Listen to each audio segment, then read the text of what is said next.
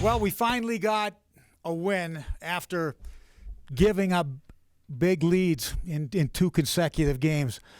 I was laying in bed on Friday night after that last disaster, and I was thinking, like, I cannot ever remember giving up 3 and 4 goal leads in back-to-back games.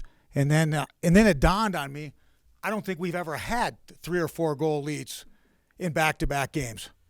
So never realized how dangerous big leads were.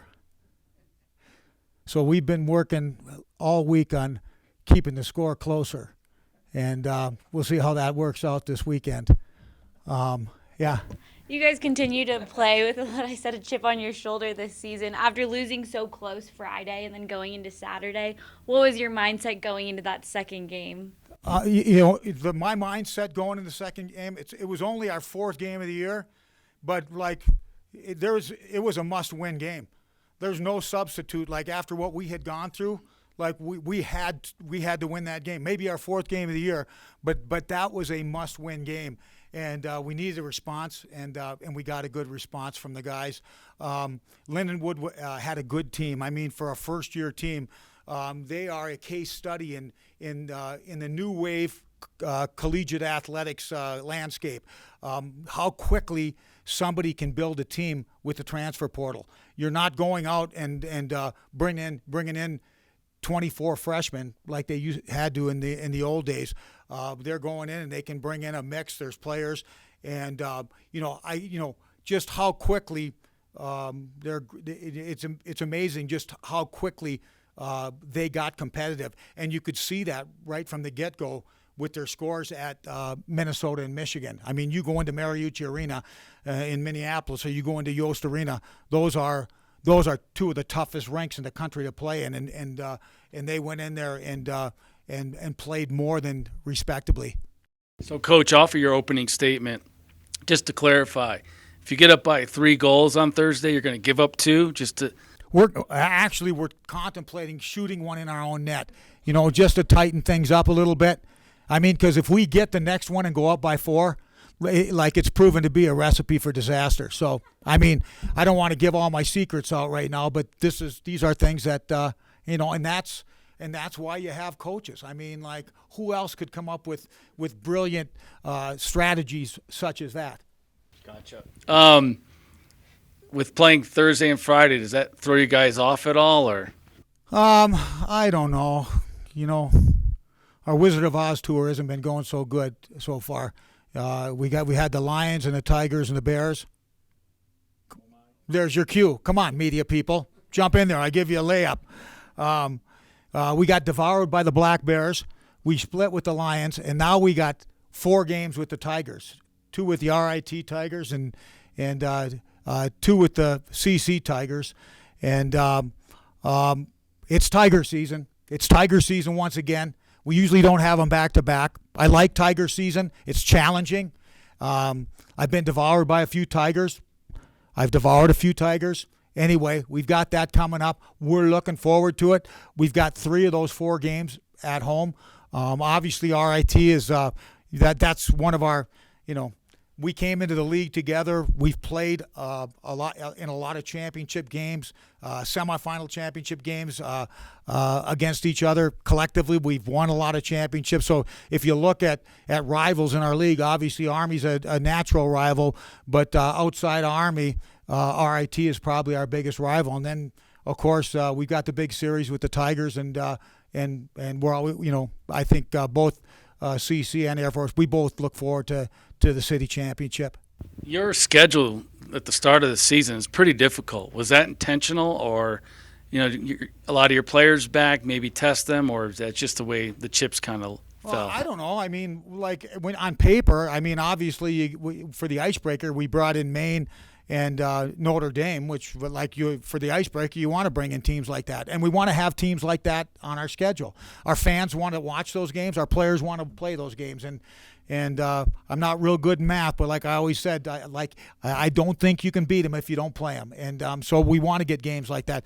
And then we have Lindenwood. Lindenwood's an expansion team. I mean, they're a first-year team. So on paper, obviously, if you're looking, there's no layups in college hockey. There's only 60 teams, and there's more players out there than there are lockers available, and they've gotten competitive. But so when you're looking at the schedule, we got 2 competitive games at home right off the hop, and then we have Lindenwood, a first-year team, and then we come back, we get into our league schedule against RIT. The CC series is what it is, so I don't think we necessarily said that we started off that difficult. Playing those 2 big name teams right from the get-go, that was by design. We want them on our schedule. Those are our marquee games that our players look forward to, our fans look forward to, and those games like that in your schedule sell season tickets. And then my final question for you is, after a few weekends of hockey, how do you see your team defensively? Do you like where they're at? Do you goaltending, decor, and that sort of thing? That's a good question, and it's all part of the journey. To start the season out, our starting goalie, we didn't have our starting goalie. Not to say that it would have ended any differently. We ended up playing a freshman, and he didn't play badly by any. We need to play better in front of him. But starting out the season, and we had a lot of guys out right from the get-go. We had 4 or 5 guys out, including our starting goalie. And Aaron Randazzo, our freshman goalie, played the first 3 games. And like I said, we need to play better in front of him. But we did get Blessing back for that last game. He found a way to get a win. Hopefully that he can bring us some traction in goal. And but bottom line is, it doesn't matter who we have back there. We have to play better in front of them. And that Lindenwood team, Toll will attest to, even though they just slapped that team together, they got in some very good offensive player, and they maybe didn't get a pile of chances, but the percentage of chances that they got were inordinately good. I went over everything with the goalies yesterday, went through all the shots, and it was amazing. Of all the shots that were taken, the high percentage of them were very good. Were very good scoring opportunities, and they got a lot of opportunists on their team. So, but with us, we gotta coach our team, and our last performance, we came back, must-win situation. We found a way to win that game on Saturday. Now we go into the RIT series. We got them coming in here, and hopefully we built a little bit of a foundation. We got RIT coming in here. We know they're good. They swept a good Army team in their first conference series of the year. They beat Union. They beat Union last week, and Union had beaten Army. So we know that they have a good team, and they'll be a good challenge. There's no layups on our schedule. We're looking forward to the games and seeing if we can take that next step as a group. So that was Blessing's first game of Yes. this season? Yes. And he's a freshman? He's a sophomore. He's a sophomore. Okay. Yeah. We played the freshman Randazzo in the first 3, and then Blessing was injured, so he was our starting goalie, and so we played the first 3 games without our starting goalie. Could have probably played him on Friday, but he was coming back off a little bit of a knee injury, and we just felt we get him one game on the weekend, and we got him the Saturday game, and he got better as the game progressed, and hopefully again. He can take. He got some momentum from that and can take that into the RIT series.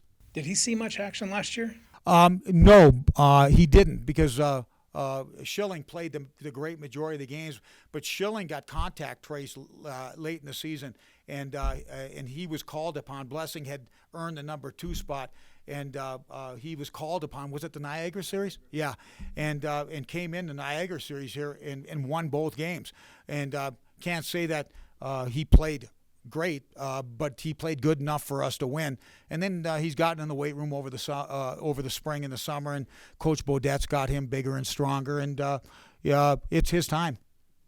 And are you worried about the personality of a team that would give up big leads on consecutive games, or is it just the way the puck was flowing? You know what? No, it's a great question, and it is a concern.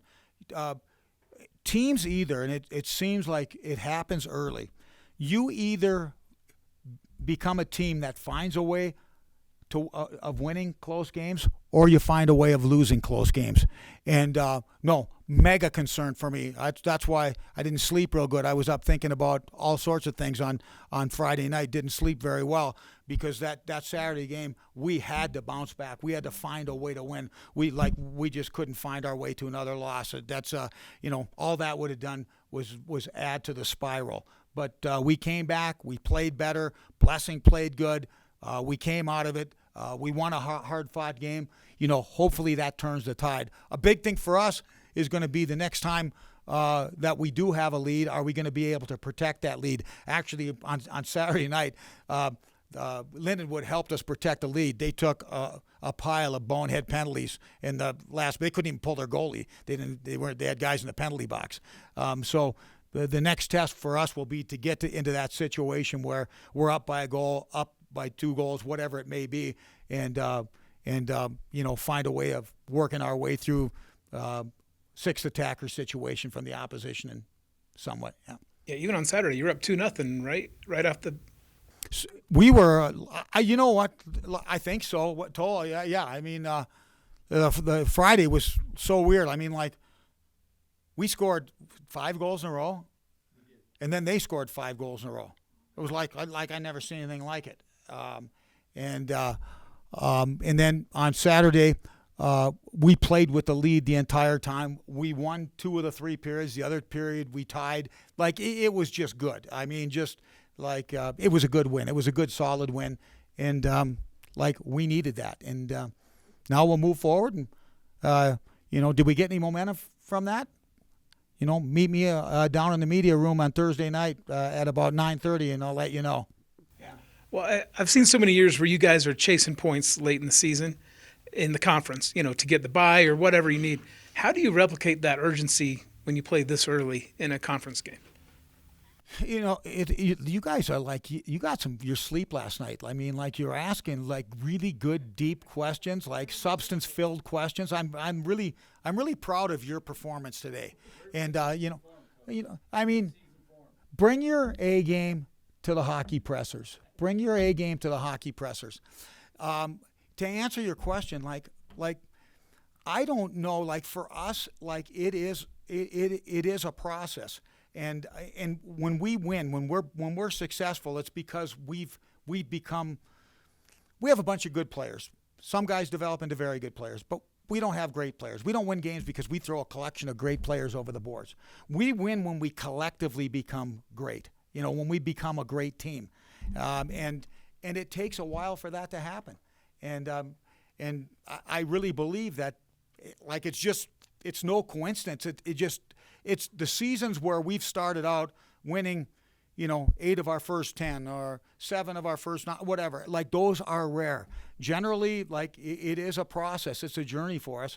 And ultimately, when we get good, we become a version of all the experiences that we've went through, that we've overcame, and we find ways of winning tight games. We find ways of getting through sixth attacker defense situations, and I really think there's no secret to why people are why are you always so good at the end of the year?